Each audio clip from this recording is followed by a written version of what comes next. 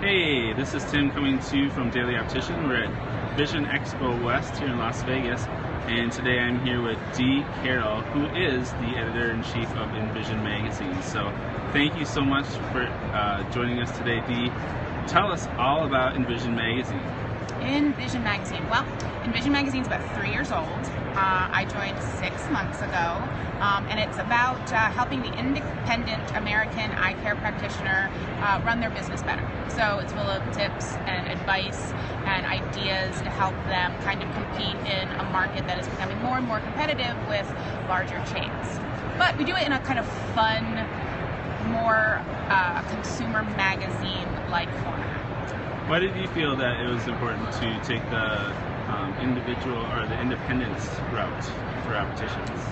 Well, because I think when it comes to really great eye care and really amazing eyewear buying experience, the independents, bar none, offer that experience over some of the chains and big box places. Also, eyewear is a fashion accessory, and the places that are really understand that, embrace that, and are kind of pushing that part of the market forward are the independents.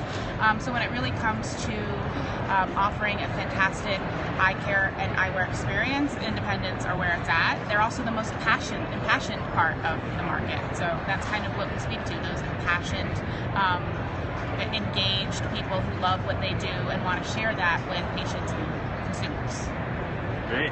And you always have unique content in your magazine. How do you come up with, how does your team come up with what's going to happen in each issue? We have a fantastic 700-person strong group of people that we call the Brain Squad. If you're not a member, sign up for it.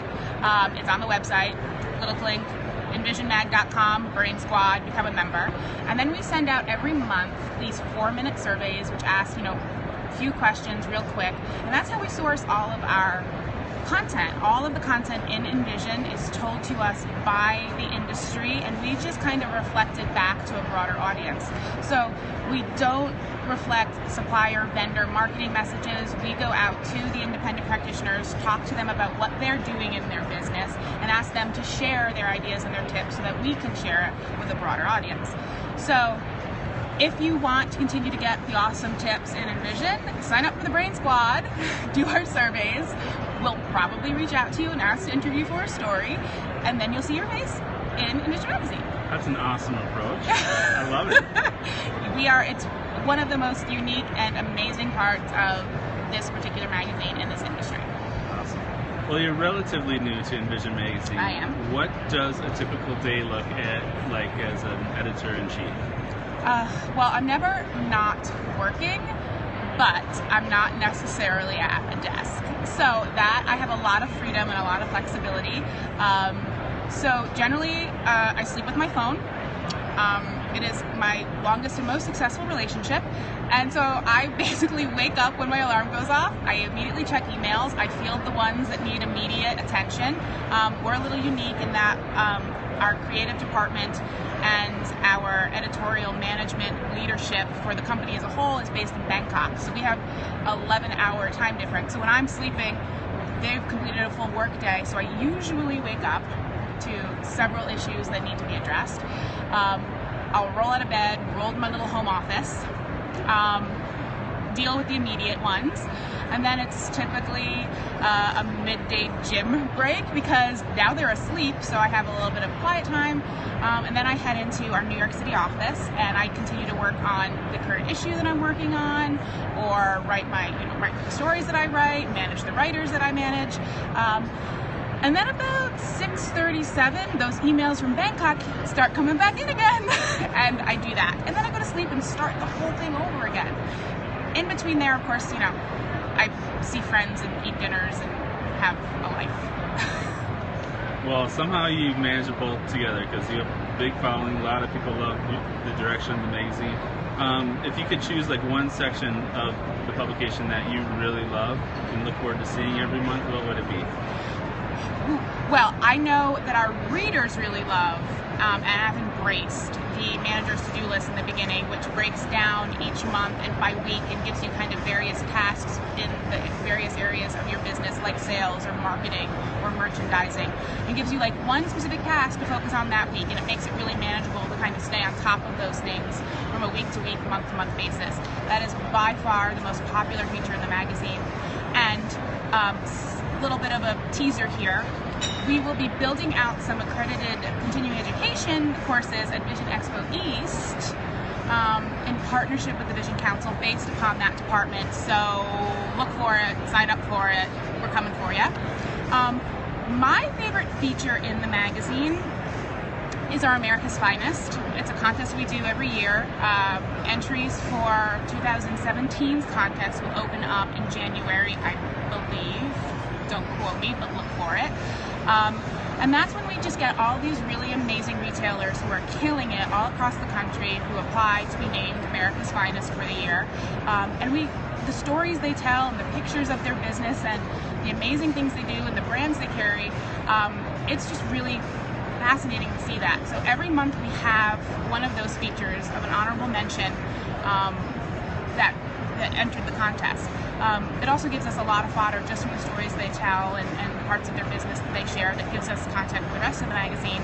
But then we have our winners. In fact, today we'll be speaking with the 2016 winners of America's Finest Optical Retailers, Alberta Eye Care, James and Dr. Laura Armstrong, and a pop-up talk at the Galleria Lounge, which will be a lot of fun, and they'll talk to us about how they became America's Finest Optical Retailers 2016 from Invision Magazine.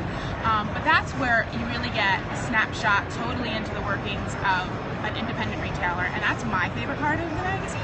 And we get a lot of people who write in saying they love the glimpses. It's like a little voyeuristic look into retailers that you probably wouldn't ever have an opportunity to see if they're in a different part of the country. In fact, I had before we left, a Hawaiian eye care business who was coming here to Vision Expo asked if there were any America's Finest retailers located in Las Vegas because they wanted to go visit the practice. And it turns out that we did have one in Henderson, which is not too far from Las Vegas, and they're going to visit an actual America's Finest retailer to see what it looks like in person. So that was kind of cool. That's sweet. Yeah. Awesome. Well, there's a really great turnout of opticians here, and they're doing a lot of classes, looking at frames, buying, all sorts of things. What would you tell to opticians that either couldn't afford to come down here, their doctor wouldn't allow them to, or they just didn't think it was important? What would you tell them to get them here? Well, if you're an optician who doesn't think it's important, I'm sorry for you. You might want to reconsider your career. Because this is where in 3 days you learn the most you could possibly learn. You make connections that are invaluable. You see product that you can't even imagine if you're not here on the ground walking around. If you're an optician who wants to be here and your boss, OD, whatever, hasn't approved it, that's a rough one. I would suggest TPing their house. Right. Get a carton of eggs. No. I would suggest, and this is a gratuitous plug, showing them a copy of Invision Magazine and letting them see that in order to really excel and to really capture the imaginations and the passions and the loyalty of consumers, you can't just keep doing business as status quo. You need to constantly be training, you need to constantly be advancing your skill set, you need to constantly be meeting new people and sharing ideas, and that's what differentiates you in the marketplace, because if you're just doing the same old thing you've always been doing, or if you're just doing the same thing as the competitor up the street is doing, you're kind of just waiting to end your business. It's the race to the bottom at that point. So I'm sorry if you can't convince your boss an event like this is important.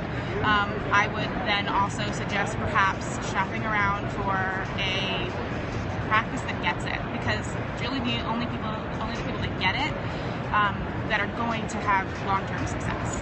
That's a hard truth for sure. Yeah. Well, thanks for the insights into being an editor-in-chief and all the things that you bring to the table, and telling us all the highlights of your magazine. Is there anything else that you'd like to share with us before you head out? I apologize, I'm from New York, so I tend to speak very fast, so I hope you guys caught all of that. I'm a big fan of Daily Optician. We are always looking for unique insights from people across the country who are on the ground, especially ones who are the sort of passionate people, like the people who read and write for Daily Optician. So I am 100% always available. If you'd like to reach me, you can reach me at Dee at envisionmag.com.